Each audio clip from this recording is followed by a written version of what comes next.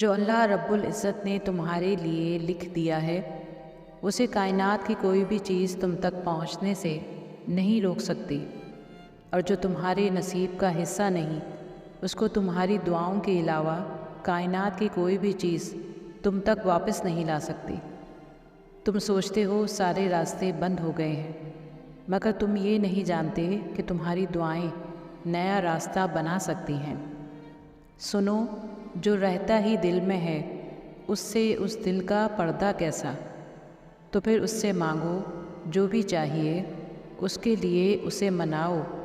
اگر وہ تمہیں اس مقام پر لے آیا ہے جہاں تم بے بسی سے جھولی پھیلائے اس کے روبرو کھڑے ہو، تو یقین رکھو کہ اس نے اس جھولی کو تمہاری چاہت سے بھرنے کا ارادہ باندھ رکھا ہے۔ تمہاری ایک دعا تمہیں کہاں سے کہاں لے جا سکتی ہے۔ اگر تمہیں اس بات کا ذرا سا بھی اندازہ ہو جائے تو تم اپنی کوئی بھی سانس دعا سے خالی نہ جانے دو۔ دعائیں کبھی بھی رد نہیں کی جاتی، بس دعاؤں کی قبولیت کا وقت مختلف ہوتا ہے۔ تو تمہیں صبر کرنا ہے اس وقت کے آنے تک، اور یقین رکھنا ہے کہ جو بھی آئے گا تمہارے حق میں بہترین بن کر آئے گا۔ اس انتظار کا پھل کبھی تمہیں مایوس نہیں کرے گا جو تم نے اللہ رب العزت کی رضا کے لیے کیا، اور تمہیں کبھی بھی ان فیصلوں پر پچھتانا نہیں پڑے گا جنہیں تم نے اللہ رب العزت کے حوالے کر دیا۔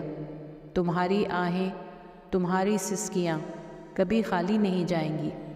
یہ حالات مشکل ہیں، مگر اللہ رب العزت کی مدد ہمیشہ تمہارے ساتھ ہے۔ تم اکیلے نہیں ہو، وہ تمہیں چاروں طرف سے گھیرے ہوئے ہے۔ وہ تمہیں وہاں سے عطا کرے گا جہاں سے تم نے کبھی گمان بھی نہیں کیا ہوگا۔ وہ تمہاری دعاؤں کے جواب یوں دے گا کہ تم مطمئن ہو جاؤ گے۔ جن کو بھی حالات بدلتے ہوئے دکھائی نہیں دے رہے، جو نا امید ہیں اور سوچ رہے ہیں کہ حالات کے بدلنے کا کوئی چانس نہیں، جن کی مدد کرنے کو کوئی تیار نہیں، جو سمجھ نہیں پا رہے ان کی زندگی میں کیا چل رہا ہے، کب ٹھیک ہوگا یہ سب، تو وہ اٹھیں، وضو کریں، نماز ادا کریں اور اللہ کے سامنے سجدے میں مانگیں جو مانگنا ہے، سچے دل سے، اس یقین کے ساتھ کہ آپ کا رب کبھی آپ کو مایوس نہیں لوٹائے گا۔ آپ یہ مت سوچئے گا کہ جو آپ مانگ رہے ہیں وہ ملنا ناممکن ہے۔ اللہ کے لیے کچھ بھی ناممکن نہیں۔ کیا آپ نے ہاتھی والوں کا قصہ نہیں سنا؟ اس میں اللہ نے ہاتھیوں کے بڑے لشکر کو ابابیلوں کے لشکر سے ہلاک کر ڈالا۔ تو بے شک میرا رب سب کچھ کرنے پر قادر ہے۔ ہماری سوچ اور حقیقت کے مطابق ایسا ناممکن تھا۔ اتنے بڑے جانور کو ایک چھوٹا سا پرندہ کیسے مار سکتا ہے؟ انسانی ذہن اس بات کو ایکسیپٹ نہیں کر پاتا، لیکن میرے اللہ نے یہ کر کے دکھایا۔ ایسے ہی اللہ سب کے معاملات ٹھیک کر دیتا ہے۔ بس آپ دل سے مانگو اور یقین کے ساتھ انتظار کرو۔